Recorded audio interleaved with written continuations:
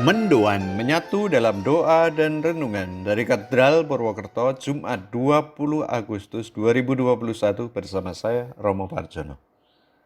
Para sahabat yang terkasih, semoga kasih, kesehatan dan damai sejahtera Kristus selalu menyertai kita. Sejenak mari kita hening, menyadari kehadiran Tuhan, membuka hati dan budi untuk mendengarkan Injil suci menurut Matius 22 ayat 34 sampai dengan 40. Dalam nama Bapa dan Putra dan Roh Kudus. Amin. Tuhan bersamamu dan bersama rohmu. Inilah Injil suci menurut Matius. Dimuliakanlah Tuhan.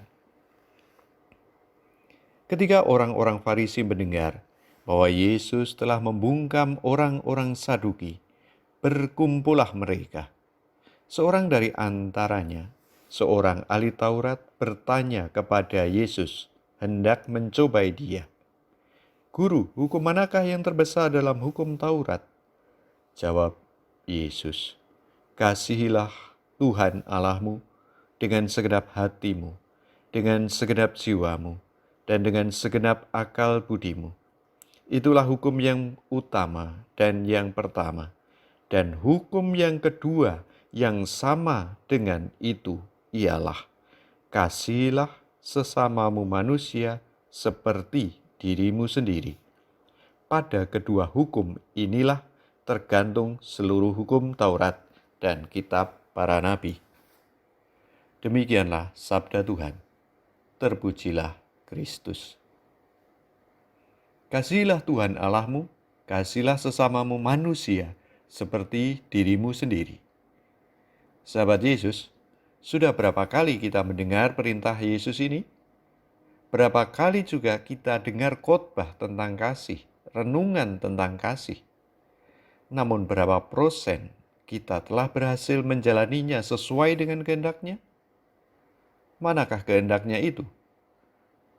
Saat ini pandangan saya tertuju pada dua ungkapan Yesus. Yang pertama, dan hukum yang kedua yang sama dengan itu.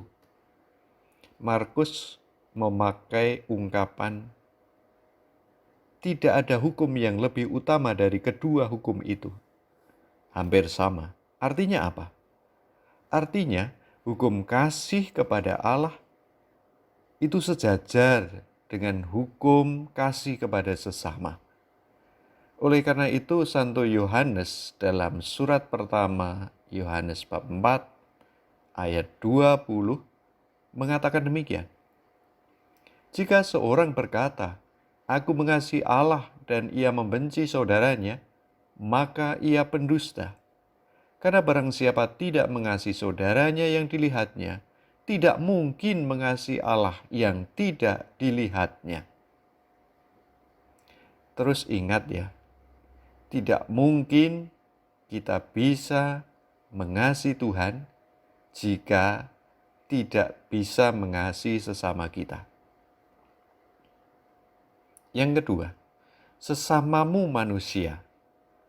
Ungkapan yang dipakai oleh Matius ini juga dipakai oleh penginjil Markus, oleh Lukas.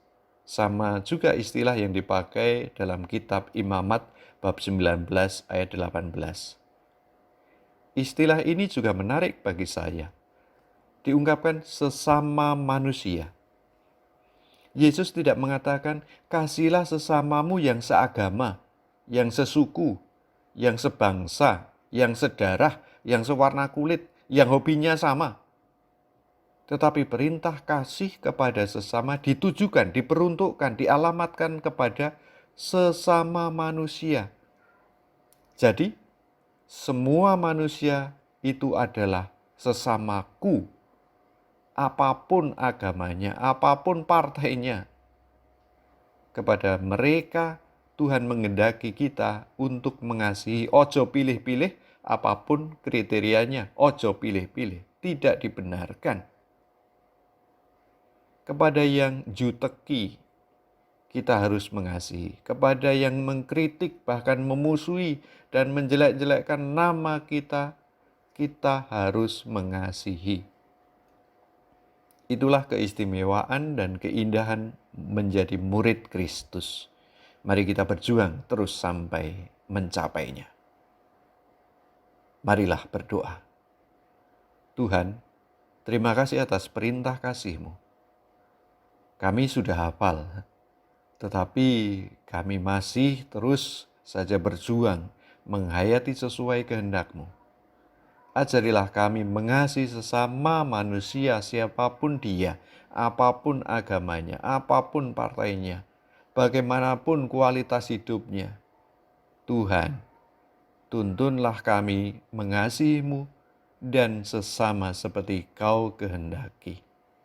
Amin. Mari mohon berkat Tuhan. Tuhan bersamamu dan bersama rohmu. Semoga kita, orang-orang yang kita kasihi, sesama kita manusia, diberkati, dilindungi, dan dibimbing oleh Allah yang Maha Kuasa, Bapa dan Putra dan Roh Kudus. Amin. Selamat beraktivitas. Tuhan memberkati. Salam mendoan.